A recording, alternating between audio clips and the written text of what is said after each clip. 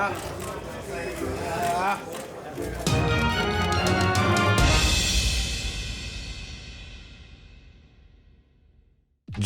may choose to not go into an immediate rematch with the guy who beat him, Rosario, which would open the floodgates for a potential Jermell Charlo versus Rosario unification. What up, Fight World? It's your boy Ego, and I'm back with some more boxing. Make sure you smash the like button. Also, subscribe to the channel for the latest and greatest in boxing. If you want to become part of the gang, notification gang, please hit the bell icon. Shout out to the super chats, channel donations, the Venmo donations, the Cash App, and the Patreon family. We working. Today is fight night, UFC 248, Adesanya versus Yoel Romero. The weigh-ins are over. It's going to be a good one. I want to see Zhang versus Joanna. That's another good fight. It's a really good card, UFC 248. If you will be ordering it, click on my link in the description, ESPN Plus pay-per-view, UFC, and utilize my link to help support the channel by ordering UFC ESPN Plus pay-per-view on that link. And it does help the channel grow. Now, there's information that's coming out. ESPN, they have released the information that Jrock may choose to not initiate or trigger an immediate rematch. And this is the ESPN direct quote. Multiple sources have told me that Julian Williams has not enforced his immediate rematch with WBA IBF 154-pound champion Jason Rosario. His nickname is Banana. Banana will return in the summer per his promoter, Samson Likowicz. He has an IBF mandatory due. Also, rumors of him facing Jermell Charlo. End quote. And that's from an ESPN reporter. Now, I want to talk about this. This is interesting. To me, it's not surprising if Jrock doesn't fight Rosario, you know, even though he lost and he's a champion. See, I look at it like this. I read a lot, you know. Well, I used to read more, but a lot of the books that I've read and stuff are like self-help, you know, motivational videos or books, excuse me, and also stuff with like strategists, like 48 Laws of Power, stuff like that. Robert Greene, you know, Sun Tzu, The Art of War, you know, those are the things that interest me. Like basically the human mind and how it works and strategizing for success, stuff like that. That's very interesting to me. And crime, like, you know, like serial killers and stuff. But that being said, you look at any war strategist, Napoleon, you know, different conquerors, Genghis Khan, different stuff like that, and read books like the 48 Laws of Power. They literally have 48 laws of power, like laws and stuff like that, that would kind of pertain and this would fit under. You don't go to battle or war when your resources are low, you know. You don't make an emotional decision and get your kingdom or whatever you're trying to protect, your army or whatever, get them overtaken, you know, get your whole kingdom overthrown by pressing an issue and doing it off of, you know, the cuff. So that being said, I feel the same thing with a fighter like Jrock. I mean, he lost and he lost bad. Like his eyes were rolling in the back of his head, and it was, you know, the game plan wasn't working. And Rosario, you know, he was the better man that night. So Jrock would have to make an important decision, like all fighters, when they lose in that fashion. Anthony Joshua versus Ruiz, Wilder versus Tyson Fury, etc. Do they want to and should they go right back into an immediate rematch, which is an important career-defining position? We know boxing is not looked at like maybe other sports or UFC, where if you're on a string of losing and you play for the Lakers, you lost 2-3 games or whatnot, you know, people are still Lakers fans. UFC, some of them guys have 10, 11, 12 losses. They've been knocked out before. They still have a fan base. Boxing is super fickle, and especially this generation of boxing fans. So you have to move intelligently and move with purpose to make sure you're doing what's right for your career. And from what I've seen, and this is no shade to Jrock, but from what I've seen, the Rosario fight would be extremely dangerous because after about the first round, he didn't really have any answers, you know what I mean?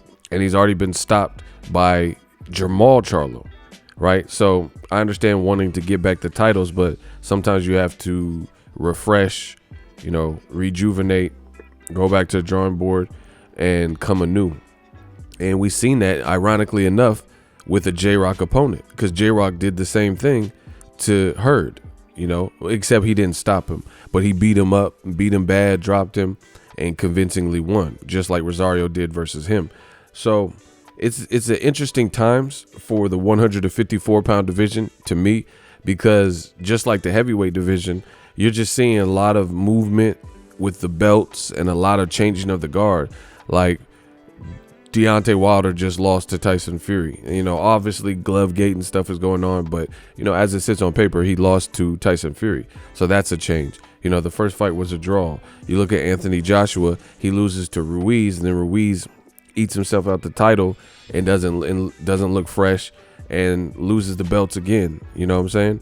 You've seen Anthony Joshua knock out Dillian White, and then Dillian White, has been doing pretty well since that point.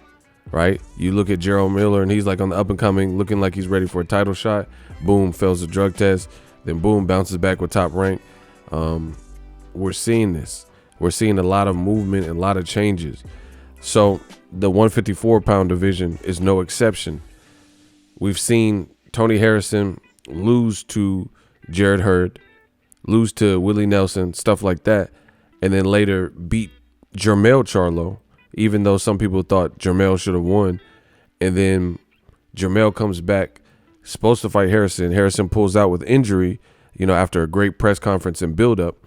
And he ends up knocking out somebody else, Jorge Cota, and later on closes his last year, which is December. I went to the fight and fights the man he was always wanting to fight to get his belt back. And then he did that, and he knocked out Tony Harrison. Right? You've seen him knock out Erickson Lubin, but since Erickson Lubin got knocked out in the first round by Charlo, he's kind of been on a tear. So it's just it's a roller coaster. It's like an emotional roller coaster if you're paying attention for the last couple of years at 154 in certain divisions. And it's good because it just refreshes the division.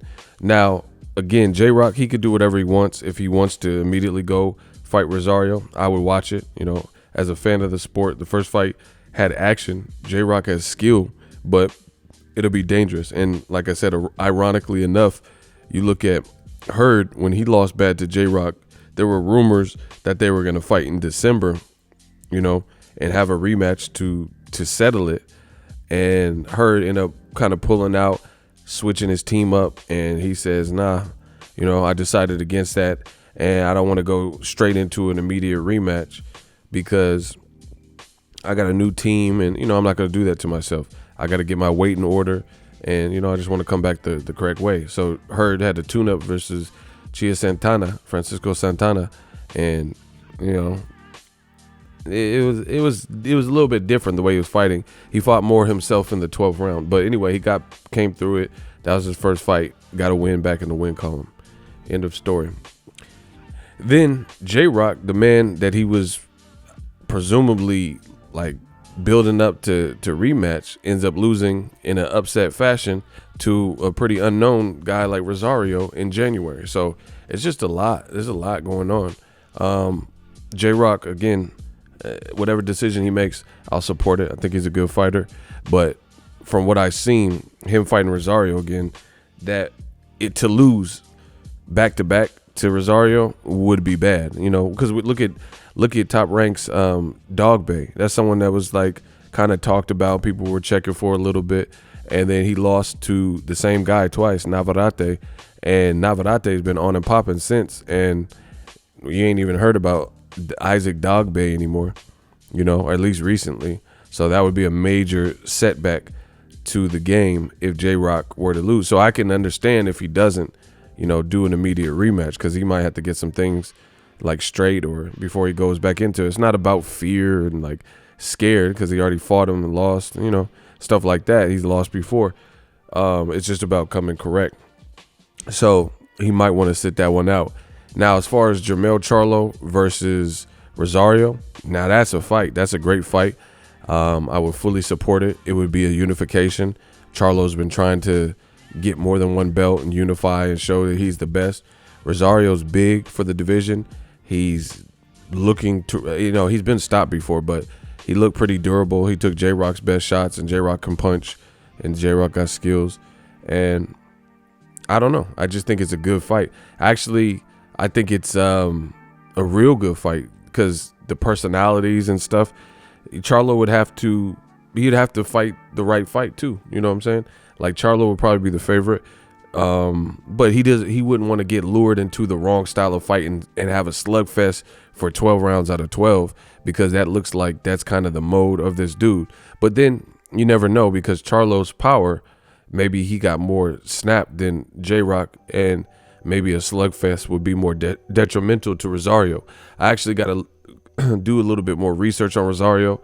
I've covered fights and seen him on the undercard, but, you know, to be perfectly honest, I wasn't checking for him exclusively. Like, he wasn't on my radar like that. Like, you know, Teofimo or Caleb Plant or somebody that I was just like, oh, I got to check out, see what this, you know, Lorenzo Truck, Simpson, guys like Jaron Boots, Ennis, Virgil Ortiz. You know, he wasn't like somebody like that where I was just like, oh, I got to watch his. So I was kind of loosely watching his fights, even the ones that I covered. So I'd have to do a little bit of research, but either way, it's a good fight, him and Charlo.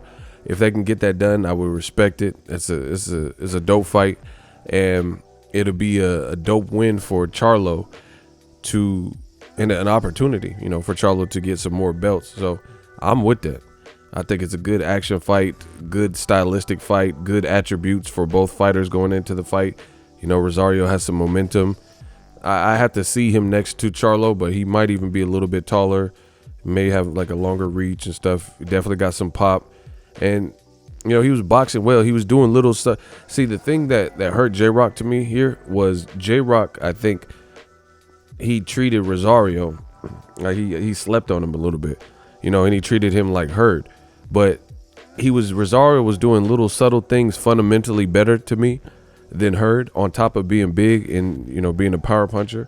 And that was the difference. So you couldn't fight Rosario exactly how you fought Jarrett Hurd, because Jarrett Hurd doesn't look as fundamentally tight as Rosario. Rosario was doing, like, he was jabbing and, you know, his hooks, and like he was landing nasty uppercuts.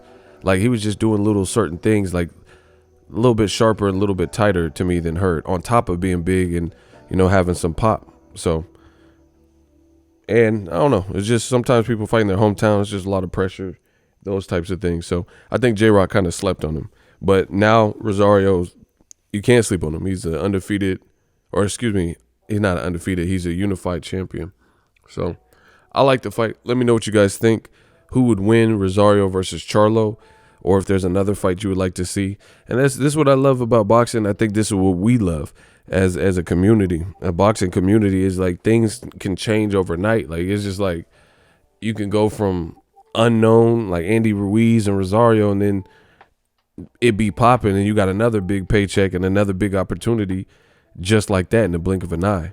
And that's what's marvelous about, like, people, you could rewrite your own history just fight by fight, depending on getting the right, you know, opportunity and being an underdog and capitalizing. So respect. Let me know what you guys think. 154 is popping. If you love what I'm doing on the channel, you know, you guys can send donations, super chats, send me a like, send me a comment, whatever. We working. So if you enjoyed this video and want more content like this on the channel, you can show your appreciation by going to the PayPal donate button or the YouTube support button, and you can donate any amount that you feel is equivalent to the value of this video. Much more to come. Thank you guys for your support. Boxing Ego, the future of boxing.